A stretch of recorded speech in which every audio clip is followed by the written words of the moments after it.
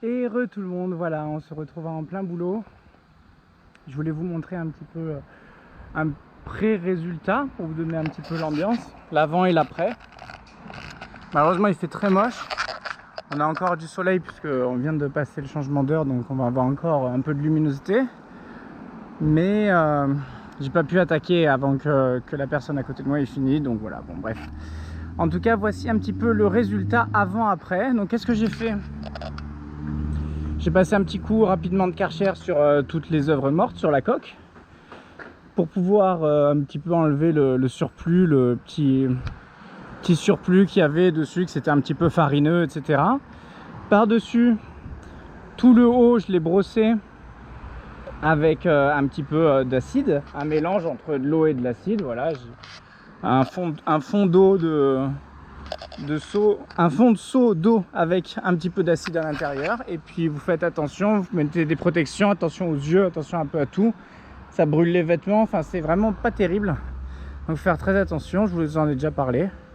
Puis voilà, j'ai brossé tout le haut et puis le bas je l'ai fait à l'éponge. Est-ce que là je peux frotter au moins? Et du coup là vous passez l'éponge, un coup, 2 coups, 3 coups, 4 coups, hop, vous passez au suivant. Et normalement vous voyez que le jaune s'en va à vue d'œil quasiment. Et là on voit que après vous laissez agir quelques minutes, pas trop non plus parce que ça attaque tout ce qui est métaux, etc. Ça aime pas trop ça, donc pareil les joints des hublots et tout. J'ai fait le pont aussi, j'ai déjauni le pont un petit peu. Donc pareil, tout ce qui est joint et d'étanchéité et tout ce qui est visserie, ça aime pas trop. Voilà. Par contre le plastique, il n'y a aucun souci. Donc vous pouvez y aller quoi. Donc voilà un petit peu ce que ça donne ici, contrairement à ce que c'était avant là. Voilà. Là on voit que j'ai passé un coup d'éponge net. Donc voilà, là c'est le côté qui n'est pas encore fait. Vous voyez un peu la coque, on voit toutes ces petites traces, on voit toute cette petite mousse. On va aller voir un petit peu ce que ça donne, parce qu'après j'ai fait du coup passer le Karcher sur la coque. Et là on voit très bien que tout est redevenu nickel. Alors forcément ici j'ai des algues que je vais enlever, mais j'avais pas envie d'utiliser énormément d'eau pour tout décaper petit à petit, etc. Vu que ça s'enlevait pas facilement. On est en 2023, l'eau c'est pas non plus à foison. Voilà, c'est des travaux qu'on fait très rarement, hein, donc du coup là on peut se permettre d'utiliser un petit peu d'eau avec l'éponge. Donc vous voyez que vous faites pas tout au Karcher, vous utilisez le minimum juste pour rincer à haute pression. C'est quand même très pratique pour enlever tout l'acide, pour pas qu'il y ait des gouttes d'acide qui restent et qui fassent des traces. Donc voilà, et du coup regardez un petit peu, regardez-moi ça c'est pas un beau bulbe de qui? Est-ce qu'on pourrait dire que ça a 2 ans et demi ça comme travail? C'est fou, hein. Donc je suis très content, même le dessous de la coque. Vous voyez, alors là vous voyez rien parce qu'on est le temps est mauvais, mais en tout cas je peux vous confirmer que c'est très très joli, très beau rendu. Et puis on verra tout ça demain. Voilà, donc on compare. Ça c'est une fois nettoyé, vous voyez, je me vois au travers. Une fois nettoyé, juste un coup de Karcher. Et ça c'est avant. Bon, ça c'est très classique, hein, c'est pas du tout un problème. Ça part très rapidement, voilà. Et puis là il n'y a pas d'algues, donc là j'imagine qu'ici ça va être le plus joli côté. Ça risque d'être tout bleu, voilà. Donc j'ai hâte de le faire. Mais avant cela, je voulais vous faire un petit avant-après en direct, quoi. Là, tac. Et pareil, j'avais peur aussi que le polish il soit foutu, mais regardez, on aperçoit quand même les mâts, quoi. Donc là c'est un peu détrempé, donc ça aide à ce que ça reflète. Mais il y avait cette petite couche farineuse. Je me demande si ça va réapparaître une fois que ça sera sec, ou si au contraire c'était juste par dessus, quoi. Et puis d'ailleurs ça devait être même du sel, pardon. Ça devait être aussi du mélange de sel et de je ne sais quoi. Voilà, tout en haut c'est tout propre, tout est nickel. Donc il n'y a plus qu'à faire le deuxième côté.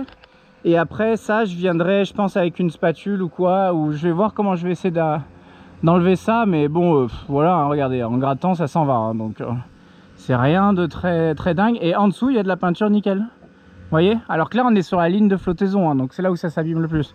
Mais si j'enlève là, Hop. Vous voyez, c'est impeccable. Alors je suis trop content. Je suis trop content. Ça veut dire que je crois que je vais même pas avoir besoin de poncer, ça se trouve. Hein. Peut-être des petites zones ou quoi. Mais c'est assez incroyable de voir un tel résultat au bout de 2 ans et demi. Voilà, sachant que je réfléchissais un petit peu, mais depuis le dernier carénage, qui était fait à l'île d'Oléron, on était remonté quand même jusqu'à Lorient. Je me rappelle, j'avais fait un dernier tour en Bretagne avant de partir vers le sud, et après, direction Pays Basque, la Corogne, Gibraltar, etc., etc. Voilà ce qui nous amène jusque là. Ben voilà, écoutez, je m'arrête là-dessus. Je vais faire tout propre, tout beau, tout propre. Et selon les conditions, je pense que je vous filmerai ça plutôt demain quand il fera, en espérant qu'il fasse soleil. Voilà. Et du coup, je vous montrerai un peu le résultat de l'anti-fouling. Mais en soi, on avait fait du bon travail encore une fois et je m'en félicite. Voilà. Et puis aussi, le fait de préserver un petit peu son bateau, on voit le résultat. Pareil, regardez le safran. Bon, là, il y a des endroits un peu secs, un peu mouillés.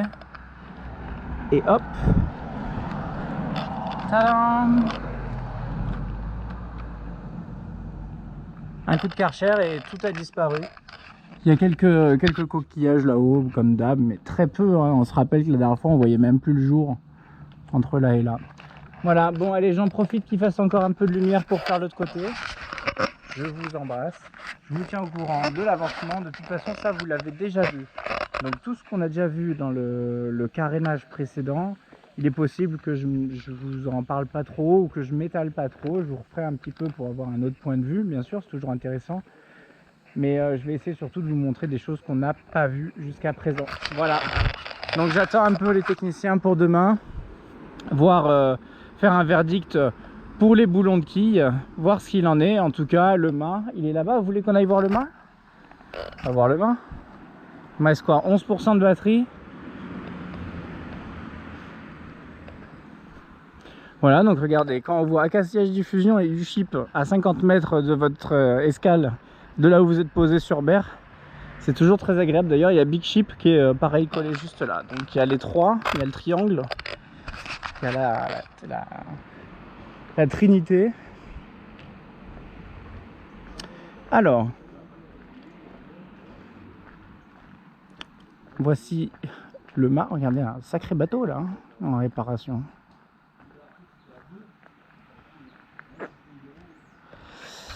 Alors le mât de Saori, voilà, écoutez, on peut faire un petit tour rapidement. Ici on a la tête de mât, donc vous avez peu eu l'occasion de le voir. Moi je le vois quand je monte au mât grâce en me faisant hisser par quelqu'un ou quoi. Donc qu'est-ce qu'on a? On a une antenne VHF qui se trouve ici. Vous voyez quand même que l'antenne VHF, elles font 1m30, 1m50. Ici ça va être pour brancher l'aérien que j'ai débranché, donc la girouette qui me permet d'avoir le retour sur mes instruments. Ici on a donc le feu de mouillage. Après on va avoir le patara qui commence ici avec nos drisses qui viennent jusque là, donc on va pouvoir vérifier les réas à cet endroit là. Peut-être je vous le referai avec une meilleure luminosité.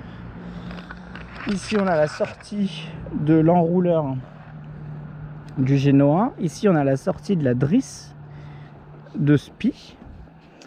En dessous on a la drisse de Genoa. Ici on a les galopants qui sortent de là. Donc vous voyez, quand je vous parlais de sertissage, c'est ici, c'est dans cette pièce là que là c'est serti avec plusieurs tonnes, et que même si votre câble, regardez, il est en parfait état, il n'y a aucun problème visuel sur le câble, vous pouvez faire tout le long. Mais malheureusement, ça, un jour, ça va pouvoir peut-être se déboîter et se dessertir et causer de graves problèmes. Voilà, donc 13 mètres de long, la bête.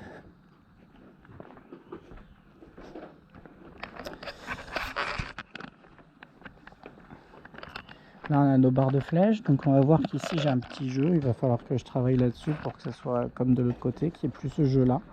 Donc on va la démonter, on va voir ce qu'il en est. De toute façon, on va changer également les embouts. Ça va être changé. Et puis voilà, le pied de mât, bon, vous le connaissez. Est-ce qu'on voit quelque chose? J'ai l'impression que tout est bien câblé, hein. Donc je me demande qu'est-ce qui claquait. Ça, je vais aller voir ça aussi de nuit avec une lampe torche. Je pense que c'est le mieux pour voir à l'intérieur comment ça se passe. Mais je me demande qu'est-ce qui claquait, quoi. On va essayer de voir ça. Et là, le tambour du génois, de l'enrouleur du génois. Voilà mes petits câbles qui sont ici. Donc je vous en avais parlé, je vous avais dit. Là, on a 1 et 2. C'est le mouillage et le feu de une.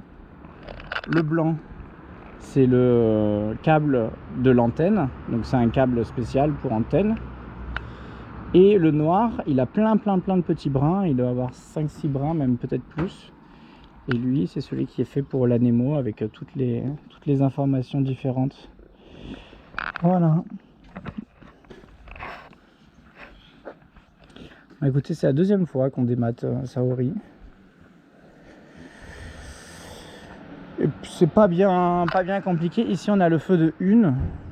On verra qu'il y avait un défaut de contact. Donc, on va pouvoir travailler là-dessus. Et puis, si besoin, si on a du boulot à faire sur le mât, bah, ça va être l'occasion. Peut-être installer une ferrure d'été, des choses comme ça. On va voir.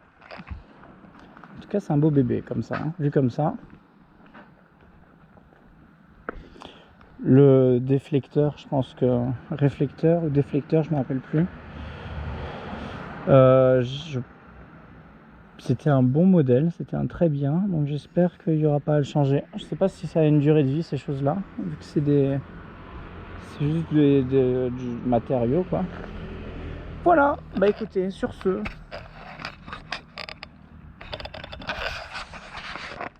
je vous embrasse. On va s'occuper de Saori, faire en sorte que ce soit le plus beau bateau de tout le chantier. Ça, vous le gardez pour vous. Voilà, écoutez, je vous embrasse. On se retrouve demain avec, j'espère, un peu moins de nuages, un peu plus de luminosité. Et on verra sur quoi on va parler, etc. Moi, j'ai encore pas mal de boulot.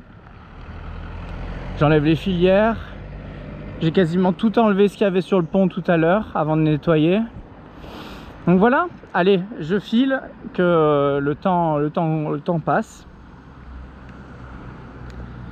Voilà, je vous laisse avec ce dernier aperçu et puis demain, vous verrez le résultat final. Bye bye, ciao ciao.